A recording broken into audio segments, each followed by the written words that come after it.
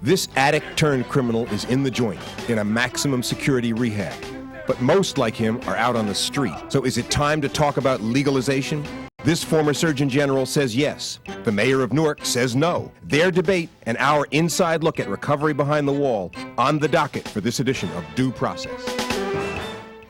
Major funding for Due Process is made possible by the New Jersey State Bar Foundation, committed to educating the public about the law.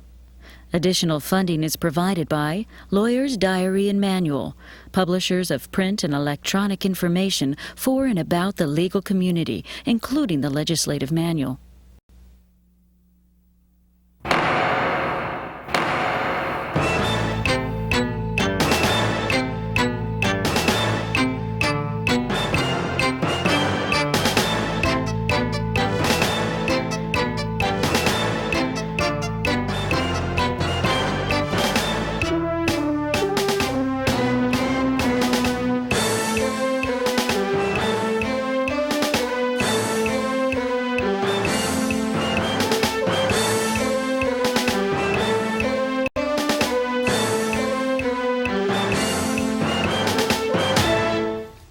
Hard drugs. They destroy lives and promote crime, but we haven't found a way to get rid of them.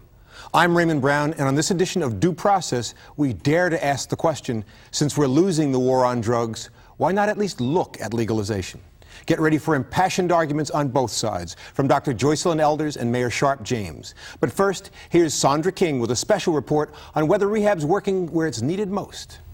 Raymond, the where is state prison. The why is obvious. The what, an in-prison program for curing addiction.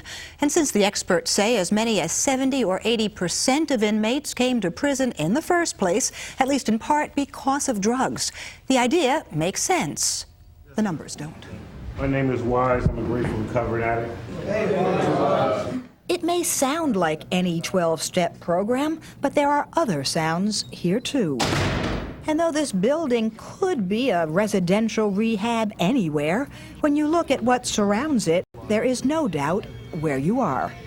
You're a dope fiend. Greasy, slimy, dope fiend that's playing games. This is what's called a therapeutic community, a TC, a long-term rehab for junkies and drunks. But this TC is behind the wall, behind barbed wire, inside state prison. And its advocates say that's exactly why it works. I was in a couple of drug rehabs, growing up. I thought I had, the information on disease of addiction, but it's, as they say, cunning and baffling, and it's also deadly. One, they're motivated. Two, they are a captured audience for us, literally, and we're able to work with them more intense. What does it say? Think. I can't hear you. Think. Thank you. What did I do? I had took some butter out of the refrigerator without permission, and I was using it even though I work in the kitchen, but that's an attitude. How long do you have to stay here? Right now it's for 3 hours per, the director, but it might be longer.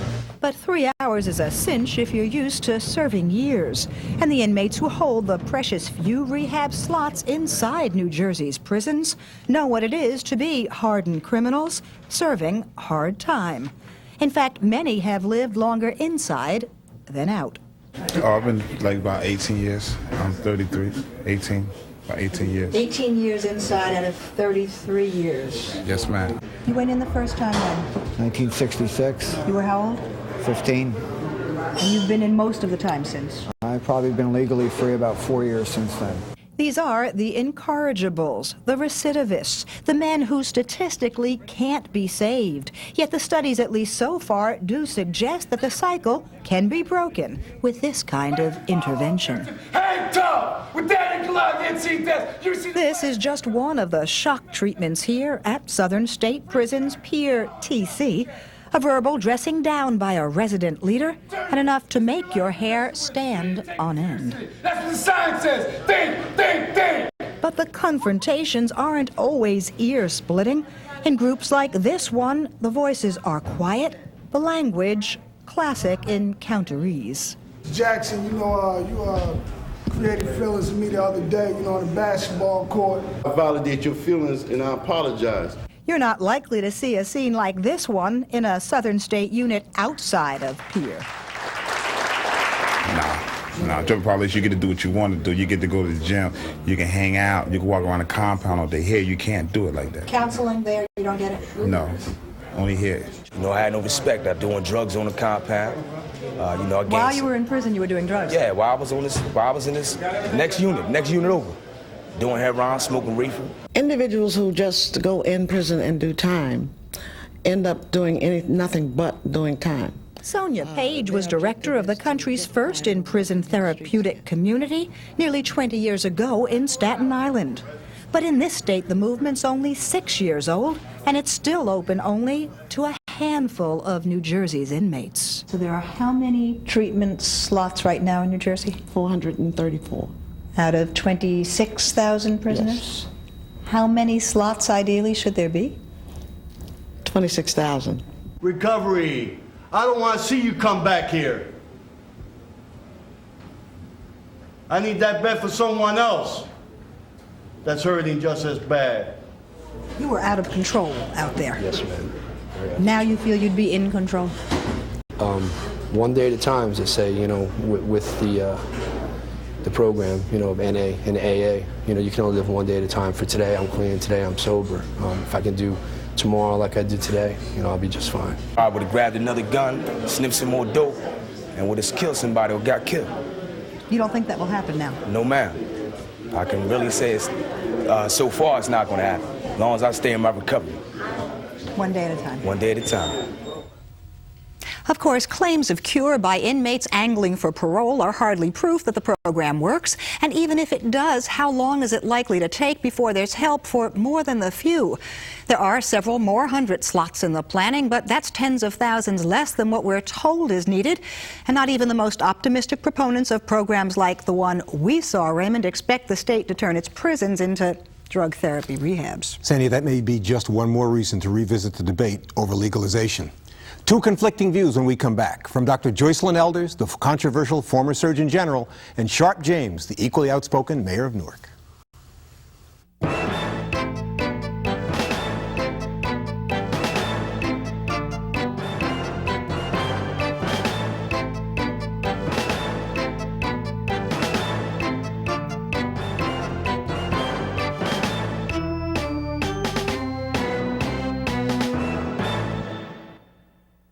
It's stupid to legalize drugs. It'll be like an okay for having to go out and go crazy and stuff. People could buy drugs, they could get more counseling help, they could get help in easing off of more difficult drugs. I just think that there'd be too many problems with control, and I think it'd be unworkable. Frankly, I think it's a good idea. I think it would keep the drug pushers away. I think you need to legalize it. No, I really don't think they should. I think it'll make it worse. Drugs should remain illegal, and pushers and dealers should be locked up. Using drugs is a very, very poor idea. Don't. Just say no. Would legalizing drugs help get a grip on the problem, or would it just go out of control? We put those questions to Dr. Joycelyn Elders, who made big waves as Surgeon General when she said that legalization should at least be looked at, and Mayor Sharp James, who insists we should look any place but. Dr. Elders, we know that you're a person whose own family has experienced serious challenges and problems with drugs. Yes. We've read about it in detail in this book that you've Yes. written. What is it then that would make you say that we should at least discuss the question of legalization? Well, the main reason I feel we should discuss legalization is you can't do something about something until you understand it, until you know what should be done. It's very apparent that we've had our drug war going on now for probably 14 to 15 years. We know that something like 20 to 30 million people have used or tried drugs. We know that not all the people who use or try drugs become addictive, but I think that we should educate our young people. We should teach them about the problems of drugs. We should stop just treating all drugs exactly the same. We should provide treatment resources for those young people who need them, rather than just locking them up, throwing away the key. What we've tried to do is criminalize what I consider to be a medical problem. Mayor James, it's clear that the war on drugs has not been won. Why wouldn't we be willing to consider any option, including talking about legalization as an option? Well, right now in our inner cities, drugs are illegal and we have a chaotic situation. So many young people addicted, crime problems, health problems. For the government to suggest that drugs now is a choice between Wheaties and Cheerios and to increase the problem would be admitting our failure. If we can spend billions of dollars to fly to the moon, walk in space, billions of dollars to create smart bombs, we need to spend a fraction of that to eliminate drugs being brought into our cities and especially our urban community. We need to face up to the problem to stop it from coming in, as opposed to throwing up our hands and saying, well, let's all do drugs. What do you want, a society of junkies? Dr. Elders, are you saying let's all do drugs and treat cocaine like Wheaties? Oh, absolutely not. And I don't think anybody who really thinks seriously about this problem would even dare to even think like that. What we're saying is what I was really suggesting is that we at least bring it to the table, let the people that really know something about what we should do talk about it so we can devise a plan. Our present plan is to just get emotional about the problem. At least if we provide treatment centers, we could get people who are long-term addicts, we could get them into treatment, we could markedly reduce, or maybe get some of them off drugs. But now what we do is we leave them out in the streets committing crimes against other people and even against themselves, trying to get drugs. It isn't the drugs themselves that cause them the problem. It's the drug seeking that really get them into the most trouble. I mean, look at the problem that we have. We've got some legal drugs out there. Nothing kills more people than tobacco. 400,000+ people a year. Alcohol, more than 100,000 people a year. Less than 20,000 die from overdose of legal drugs. The thing that we're doing to kill more black people right now is to really not making clean needles available to prevent the rising AIDS epidemic against black men, black women, and black children. Mayor James, it sounds like Dr. Elders is saying this is a health problem and ought to be approached from a health point of view as opposed to a criminal justice perspective. She's not the only one who said that. How do you feel about that? But I think we've been winning the war. I think over the last years we've seen a decrease in the number, especially teenagers, using drugs. And the decrease is because they know it's wrong. They know it's illegal. If we suggest that there's experimentation... Mayor, can you say we don't think you should use drugs and educate people against them while not putting them in jail? I think they know there's a penalty for using drugs. We say don't do drugs, they're 1,000 feet of a school. But if we even suggest that let's experiment, we will bring thousands and thousands more of young people who never thought of using drugs to the threshold of using drugs. And that's what we need to guard against. If we're winning the war, let's continue to fight the war of abstinence. Just do not do drugs. And if you do drugs, there's a penalty because it would be harmful to your health. It creates crime. It creates a crime element. It just destroys the fibers of a good society. Go ahead. Well, Mayor, you know, if you really think about it, they're out there doing drugs. They're doing drugs in Newark. Right. AIDS is rising. I agree. All of our. I chose Newark only because you're the mayor, but all of it's our. It's fair. Yeah. It's fair. You know, and AIDS is rising. And we are allowing it to happen because we don't educate our young people. You know, you educate your child. And maybe some of, other people educate and try and work with their children, but we still have a problem. Then why don't the government face up to the problem? That's right. Spend the necessary dollars to eliminate drugs in our society. We even have a rumor that the government is making a profit from drugs. I don't want to get into that rumor. All right, leave me out of that. But let's say we tell other countries, don't produce it. Well, the United States only use 1% of the drugs that are produced. Mm-hmm. We tell them, keep them out of our borders. They said we used all of our resources. We can only keep out 1% of the drugs that come in. But are we doing a good job in trying to keep it out? Why don't we do a good job in our schools, in our communities, and in our homes so our young people don't need drugs? What we are saying is, why are we so worried about them getting drugs? We don't go out there and say, well, we're concerned about you being poor. We're concerned about you being ignorant. But I think the enforcement and the knowledge of that it's a detrimental to your health should be there. But let's look at what happened to alcohol. We had prohibition. That's right. And we said, well, we can't stop it. We'll surrender, and let's go from prohibition to legalization. Now we got a tavern on every corner. Would you have kept prohibition all over the community? Mayor, would you have kept prohibition? I want you to take a position. Would you favor prohibition? You go to a football game now. What do they say? We don't sell alcohol at halftime because they might fall out of the stand, throw it to players. So you see, we have lost that war. But after prohibition, there was no education campaign to stop people from drinking alcohol. To the contrary, I think, Dr. Elders, you're talking about a broader discussion. Yes. I'm really talking about let's start when they're born, or let's start very early with our schools. I mean, we've got more, we've got 50 million children in school every day. And we could really educate our children, talk to them about the problems of drinking and smoking and using drugs, whereas we know the cigarette smoking has gone down, but that's because they've been out there trying to educate them. But when you really get down to it, cigarette smoking has not gone down in teenagers.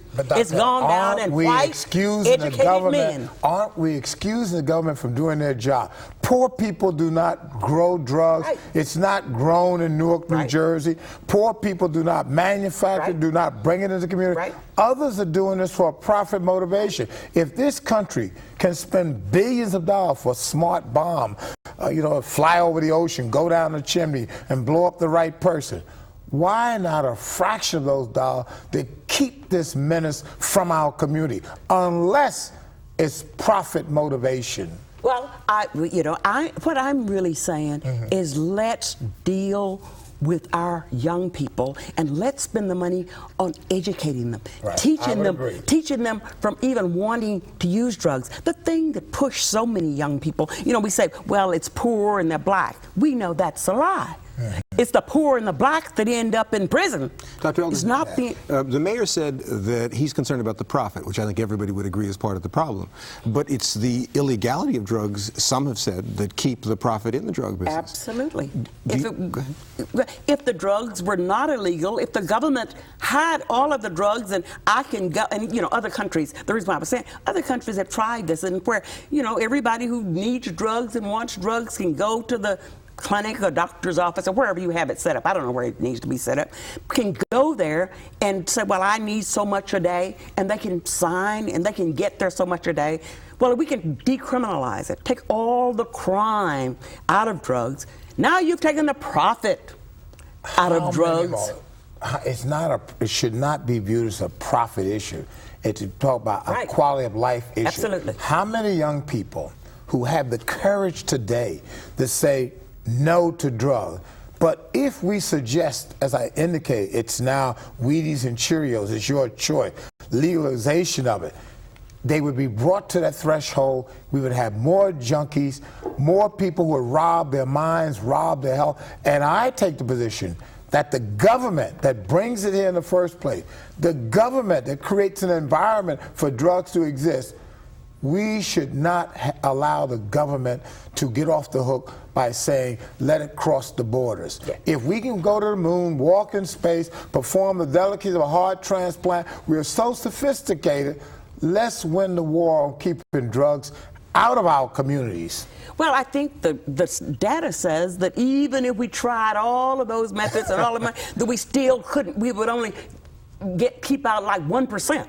Well, then we only need a certain amount. What I'm saying, if it's legal, or we take the crime out of it, and I can go over here and I can get mine, and and for very minimal cost, and I can also see this doctor, and I can get into treatment if I want to stop and get out, and that I can really get all the education referral, and I can keep going to work, and I'm not going to be thrown in jail because somebody knows I need it. Well, then all of a sudden, the profit's gone. We can educate our young people, and we can begin to do something to reduce this problem, and we can get out. You're defeating that. The profit today does not go to the government. It's an illegal profit. That's right. And we're not able to treat all of those on demand. If you're a ball player or movie star, you can get treatment. No, if you're a John Doe citizen, as stated, there are many who can't get treatment today. You're so right. now, if we have more junkies and the government is not getting the profit, Who then would pay for treatment when someone says, hey, I want this monkey off my back. Hey, I made a mistake. Listen, I want to go to Harvard, Yale, right. or Essex County College now. Who would pay for that? Can I ask you a question? Who would pay for that? We know that you're concerned that your citizens walking down the streets of Newark are subject to being preyed on by men who are craving money for drugs. Right. If you took the crime out of it, if there was a way that the necessary people could get drugs or treatment, and you could use some of the money dollars now being used for enforcement for that purpose, wouldn't your citizens be better off? Well, did legalization follow, again, let's ask the question, prohibition followed by legalization, did that stop people from drinking? Is that stopping the number of people suffering from cirrhosis of the liver? Is that stopping them from today saying at halftime at ball game, we will not serve alcohol because we know the results of serving that alcohol? Cirrhosis is different from street crime. The violence surrounding alcohol disappeared with the end of But we're destroying individuals. We're destroying the quality of the individual. What are we doing for those individuals now? Well, but Mayor, yes. Aren't we destroying individuals with tobacco? Yeah. The government subsidized the tobacco industry. Dr. Ellis, you and I are going to join. We're going to ban smoking, alcohol, and drugs. But, you know, I really feel, you know, let's... Can I just read a sentence from Dr. Elder's book? I'd love to. It's a fine book, by the way. And by the way, she's my role model. Oh, well, I'm glad to hear that. Well, then you'll be coming around to her position soon on criminalization. I'm going to take a course at the University of Arkansas. And there isn't a criminologist in the country who doesn't think the crime rate would drop the day after drugs were legalized or decriminalized. Now, that's essentially been her position, that there's a broad consensus among many people, including former judges, former attorneys general, who say crime would drop if we decriminalized drugs. And the quality of life of many individuals who never dreamed of using drugs would increase. Your son, my son, today who says, I will not experiment with drugs because it is illegal. The minute we remove that threshold for experimentation, we have thousands and thousands of young people today who will go on to be the doctors, the lawyers, the teachers, the physicians, who never dreamed of using drugs. Say, why not? Because Ray Brown told me it was safe, it was all right, that I could experiment Is talking with about it. legalization the same as telling people to use drugs? No, absolutely not. There are lots of people who drink. Most of them don't become alcoholics. Dr. Elders, you lost your position as Surgeon General in part because you said we should talk about this issue. Yes, absolutely. Let me ask you, the year 2000, you're President, Sharp James. And Dr. Elders is your Surgeon General, and she says again, let's talk about legalization. You haven't been drinking or smoking. Nothing, and smoking, no drugs. This is a drug-free state. I will give you a test. You're President, and Dr. Elders is your Surgeon General, and she says again, let's talk about legalization. Does she get removed from office? I think she would have changed her position by then, because she will realize by that time that fortunately the number and incidents of abuse is going down because there's a campaign against it. The campaign that educates that it destroys minds and body. Mayor? The campaign that says it's illegal and you will go to jail. I'm not for putting someone in jail. Do you think we're winning the war on drugs? Because the mayor sort of suggested it. I don't feel that we're winning the war on drugs. You see, if we're having, in fact, the data says that more of our young people are using drugs. What we have reduced is the number of recreational, if you will, drug users. The ones that was not a problem anyway.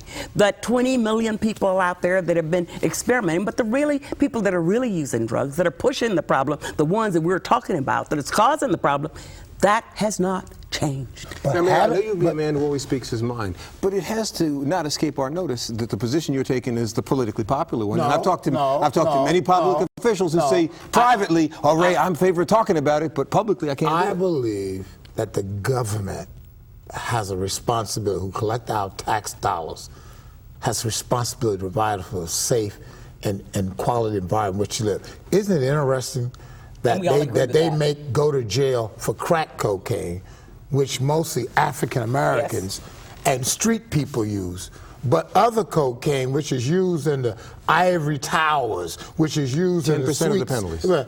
That is not a crime. You see, haven't we recognized the fact that the government seems to be in the mix of drugs coming into a community? I'm saying, and I agreeing with Dr. L, before we get to the point of surrendering, if government has a hand in government coming into our community, is it wrong to ask that government play a greater role in keeping drugs out of our community? Do we just want to totally dismiss that it might be a profit motivation for the CIA and others? Dr. Eldridge, you're obviously going to need more than one show to weigh Mayor James down. But let me ask you whether in the long run or in the near term you see a future where there will be a spirited and insightful debate about your position on legalization. Well, I really feel that there will be a spirited and, as you said, an insightful debate by the real experts. You see, we've had too many people, where we've reacted on an emotional level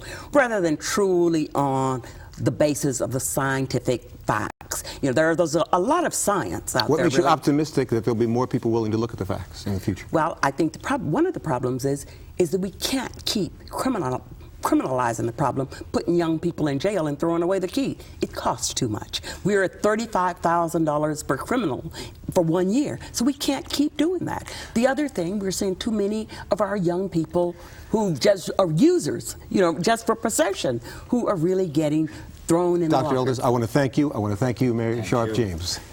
Thanks to all of you for watching, and we'll hope you'll join us next week when we turn from the war on drugs to the war against deadbeat dads. Till then, for Due Process, I'm Raymond Brown.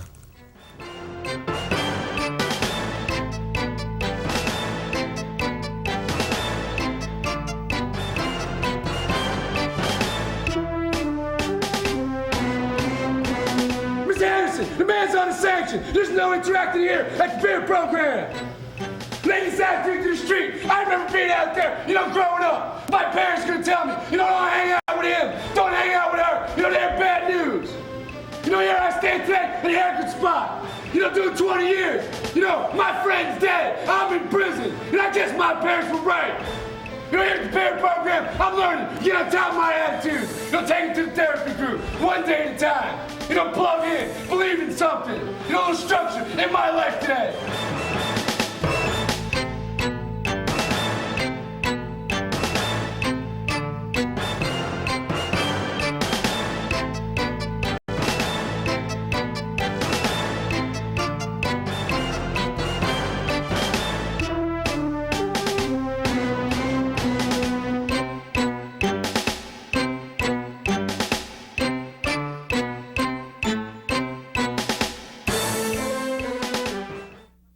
Major funding for Due Process was made possible by the New Jersey State Bar Foundation, committed to educating the public about the law.